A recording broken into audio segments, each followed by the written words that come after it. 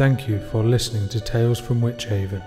This podcast is created by Dan Lee and Rodeo Whiter and produced by Rodiax. Hello and thanks for tuning in. I'm Jackson Thorne reporting to you from JT Auto Repairs for all your motoring needs. As always, I'm joined by co-host and published author Imelda Blackwood. Thank you, Jackson. If you're a regular listener, welcome back. If this is the first time you've tuned in, congratulations. You've made it. On this public access radio show, we aim to uncover all of the mysteries of our sleepy little town and expose them for what they are. A dark conspiracy, a supernatural threat from the great beyond, or just a big misunderstanding. This week's adventure took us to the unfound vaults of the local library. An adventure to the library, my favourite. We all know it's a bad idea to venture into the library uninvited, but because of Imelda's status as an author, we're generally allowed in without an appointment. I wanted to take out a couple of books, research for a new novel I'm writing.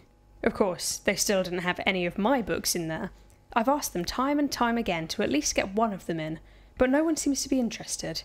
They're really quite good, and they do sell in bookshops in other towns. I wanted to get a copy of Insights for the Less Insightful and Witchcraft for Warlocks. And I wanted to take out Tales from the Fireside Volume 1. I've heard interesting things about that book. I've heard one or two rumours myself. Apparently, anyone who reads it will be paid a visit by a spectre that lurks within its pages. They say there's something in that book for everyone. Well, don't spoil it, I haven't read it yet. Sorry. Okay, so we wanted to get these books out. Usually to get into the library you'd have to apply for an invite, and after a couple of weeks, only then your application might be approved. Fortunately for us, as Jackson said, as an author, I have free passage through the library, as do any companions I choose to bring with me. Seriously, if you want to go to the library, either make friends with an author or just write a book yourself. It's way easier. It's not that easy. There is some skill involved to what I do, Jackson. In any case, as usual, upon arrival, we were met by the library elders, the literary warlocks, and they took us to meet the librarian, Mrs. Spink. Don't you think all this seems a little bit overkill to visit a library? Well, there's great power hidden within those pages. They have to be guarded. Few things are as powerful as pen and ink. That's why no one in the town trusts me. Anyway, I think we got a little bit more than we bargained for that day, don't you? Yes, I think we did. It was just as musty as usual in there, with the heavy scent of ancient volumes rising slowly through the stagnant air. It's always incredibly dry in there. You don't notice it at first, but after spending some time perusing the myriad shelves, sooner or later you will feel the dryness welling in your mouth. So it's only natural that it's a fire hazard. Mrs. Spink had already given us our books, but with her blessing, we had decided to wander around a bit and see if there was anything else there might be worth reading. Jackson, the shelves are over 12 feet tall. Of course there are many books worth reading. Just think about it. Every book on every shelf is a portal to another world. A fresh adventure waits in every chapter. What about dictionaries? A recipe book for literature. And a thesaurus? Alternative dimensions. Right. We were in the horror and fantasy section when we heard it. At first I had no idea what it was. It started as a low rumble, like the growl that forms in the pit of a monster's stomach. Then it grew and grew. Low, terrible sound, trilling in our brains and causing the very floor to vibrate beneath our feet. Suddenly it was very hot in there. That's when I realised what it was. I grabbed Imelda's arm and told her to run. Rounding the corner, out into the main aisle of the library, the sounds came to a crescendo. There, towards the far wall, was the towering inferno that we could hear, devouring the library shelf by shelf. Jackson and I ran. It was only when I turned to give one final lingering look to the all-consuming flames that we realised that there was hope yet. The literary warlocks had gathered and were all summoning up gusts of freezing air to dispel the flames, but we had staggered out onto the street before we could see the outcome of this furious battle. Well, the library was still standing afterwards, but it did take a long time to put the flames out. It should have taken those warlocks no longer than a few seconds to eliminate the flames, but they were battling them all night. That's what made us realise. It must have been enchanted fire that was engulfing the library. A note for our listeners that aren't as knowledgeable about witchcraft and magic. Enchanted fire is created by a magical being or creature. It tends to be very difficult to extinguish, because one must fight the magic as well as the flames. We wanted to find out what exactly was going on and get the library back up and running again. Only because you didn't want your book to be returned late. Have you seen the curses they put on people who return books late? Mr. Lynn still hasn't managed to get rid of those snakes in his plumbing. Damn straight I wanted to give the book back on time. Don't forget about Rose and that tornado in her airing cupboard. Actually, while we're on this subject, if Mrs. Spink is listening, don't you think it's gone a bit too far now? That tornado has been going on for 4 months. Perhaps it's time to give it a rest. After the warlocks got rid of most of the flames, we snuck back in. They were far too busy trying to act the heroes for the local press to even notice us. So we snuck back in an attempt to find out what caused the fire, knowing that it was of magical doing. We made our way like dust-lit shadows through the library again, through the labyrinth of shelves deep into its darkest caverns. That was when we noticed the entranceway at the back of the room. Neither of us had ever seen that doorway before, but there it was. A big wooden double door with flaming torches either side. Hanging on the handle it had a sign saying "Keep Out," and just under that it had another sign saying, "But if you do decide to go in, please leave a small donation in the dish provided. Thank you." We didn't have much of a choice. We had to go in, so we opened the door to reveal the stone passageway, again lit with flaming torches. No sooner had we shut the door behind us that we saw something moving in the distance. Something flying, and it was coming straight for us. On the first look we couldn't see what it was, but as it got closer it became clear. It was a dish with wings. It flew straight at Jackson. He managed to duck just in time, and it crashed into the wall, shattering into 1,000 tiny pieces. Then it somehow reconfigured itself, and recommenced flying at us again. I think all it wanted was a donation, but in the heat of the moment it's hard to think logically. We finally realised that it just wanted a couple of coins. We were stood in the gloom, trying to look through our pockets while a kamikaze dish repeatedly threw itself at us over and over again. And when we did finally manage to find some coins, the bloody thing wouldn't stay still long enough for us to put them in. Jackson caught it as it took one more pass at his head and dropped the donation in, deadpan. As soon as we put the coins in, the fighting stopped.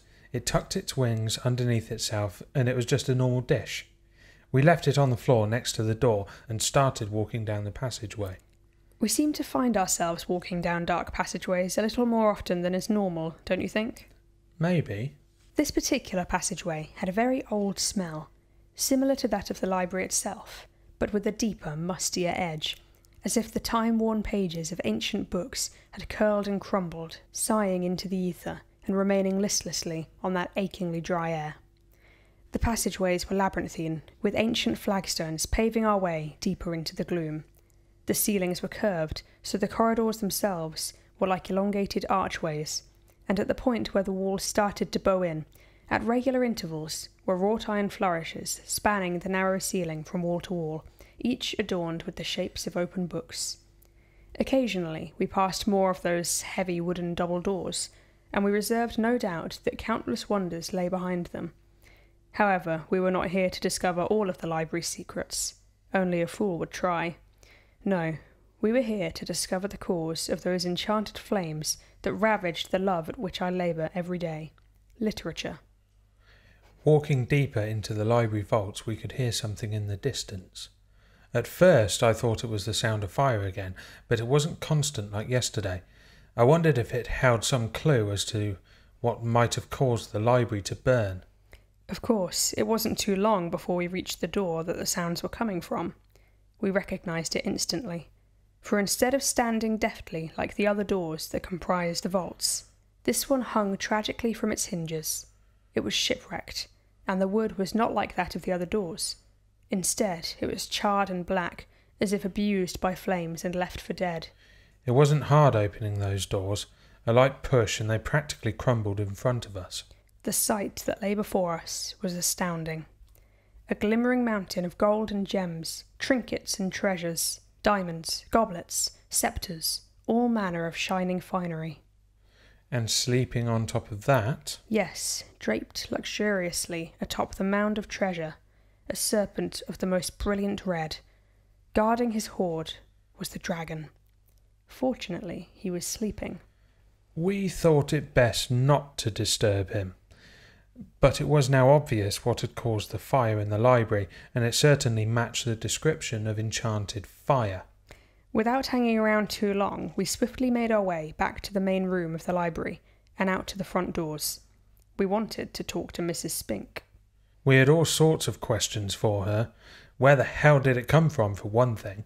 Well, the next day we went back to the library. The literary warlocks were all at their usual stations, amassed at the front doors and dispersed through the library. And Mrs. Spink was settled behind her counter as usual. Only this time, the light did not cascade down upon her from the circular skylight, for the air was flooded with ash, and all around the ancient shelves sagged and crumbled, reduced to a powdery grey that shuddered and fell in the gentlest breeze. The library had been all but ravaged. We wanted to ask her a couple of questions. She was quite taken aback by this request. I don't think she gets many visitors that want to talk to her. In the past, Jackson and I have been known to, but today Mrs. Spink was quite understandably not her usual self. So we sat down with a cup of tea and a chocolate biscuit, and Mrs. Spink told us all about the dragon hiding in the vaults. Mrs. Spink told us that the library vaults are all filled with magical artefacts and are like a three-dimensional encyclopedia. Each of the doors are marked Appendix 1, Figure 2, and so on. They're even referenced in some books. It turned out that the dragon was not really a dragon when they first put it in the vaults. It was just an egg. Where they got it from, I don't know, but it was an egg. It seemed like no one expected it to hatch. The library vaults really are full of all kinds of curiosities and rare artefacts. So it seems that the egg was put in there, and without anyone knowing, it must have hatched a red firebird. I used to read about dragons when I was at school. What? It was a lot more entertaining than what the teachers were trying to throw at me. This type of dragon in particular likes to be outdoors and have loads of space to fly. They like to collect treasures, as we clearly discovered. He must have stolen it from the other vaults, but in the wild, red firebirds fly for miles to find their treasure, and then fly for miles to bring it home to their nest. A small cave wasn't a very good home for him, which is probably why he had started setting everything on fire. He's still a very young dragon, and he will get a lot bigger. We thought something needed to be done. We needed to set him free. We came up with a plan and headed back down to the vaults with the warlocks and Mrs. Spink. We made good time, hurrying through the vaults together. The voluminous cloaks of the warlocks swished across the flagstone floor, stirring up torrents of dust as we walked. One warlock insisted on bringing with him a rather large loop of keys that one can only assume unlocked all of the doors within the vaults. I did try to tell him that he didn't need them, but obviously he didn't listen. I saw the way you smiled at the look on his face when we showed him the ruined door. It's the little things in life. When we arrived, the dragon once again was asleep. Red firebirds are known to sleep a lot during the day. We all filtered into the room, some more apprehensively than others. It was plain as night that there was no possible way to get the dragon out of the library without destroying everything. Including ourselves. Right. So as per our plan, the warlocks spread out, encircling the dragon and his horde.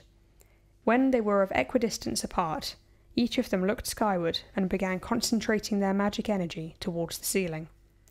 Jackson, Mrs. Spink and I watched in fascination. We could almost see the energy as it passed through them and rose through the room like a concentrated beam focusing on the ceiling directly above the dragon's head. The dragon could obviously feel it too, because just as cracks were beginning to form in the ceiling, he opened his eyes. No one except me seemed to notice it at first. The dragon didn't even twitch. He was obviously getting abreast of the situation before making his move.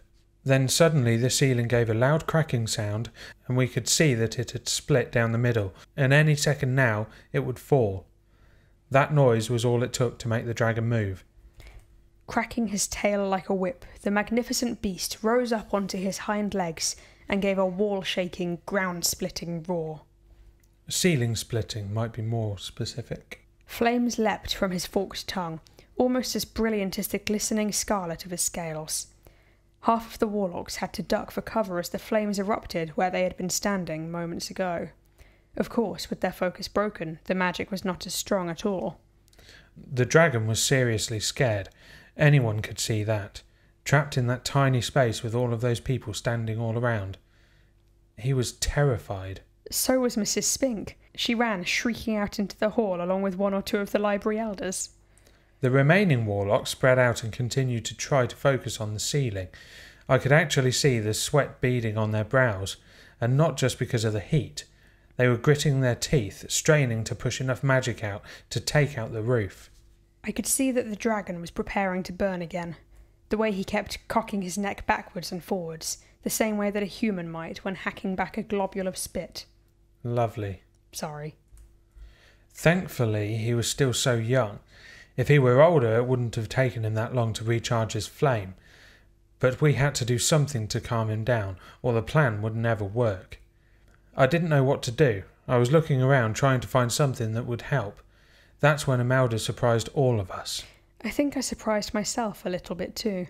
Out of nowhere, Imelda just started singing to the dragon, some lullaby to calm him down. Not exactly a lullaby, just a song by a band that I like. I've never thought of you as someone who follows bands. Well, from time to time I enjoy a bit of live music, particularly Jenny Greenteeth. I was singing one of her songs to the dragon. Whatever it was, it seemed to work. It served as a distraction anyway. The dragon stopped trying to spit up fire and stared at Imelda. He was probably just confused as to why there was a woman singing at him while the warlocks tried to break down the ceiling. Well, that's exactly what happened.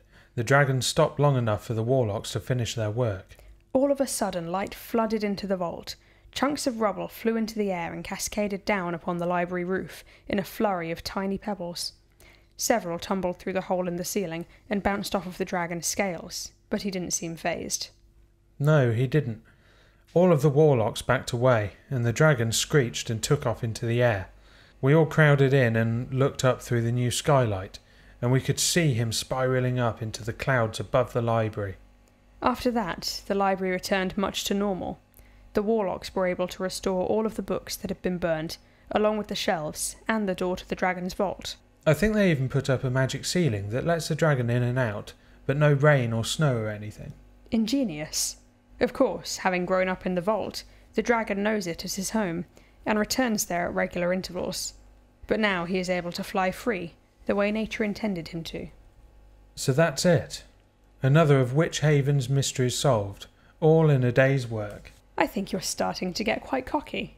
We set a dragon free. I think we deserve a little pride. Perhaps. In any case, the library has returned to normal, so, dear listeners, you can feel free to submit your applications for a visit at your convenience. We just have time for the community announcements. Mrs. Spink has said that the romance section will be closed due to fumigation this coming Tuesday.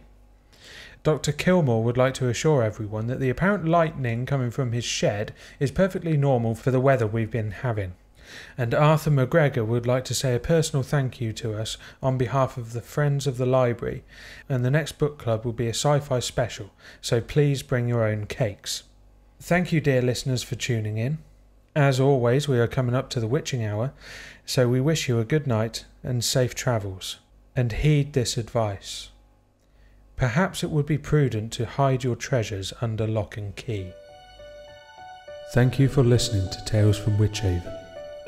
This podcast was brought to you from the minds of Dan Lee and Rodeo Whiter, produced by Rodiax. If you have enjoyed your stay, please like, subscribe and follow us as we explore more mysteries from this sleepy little town. Beware, the witching hour draws near.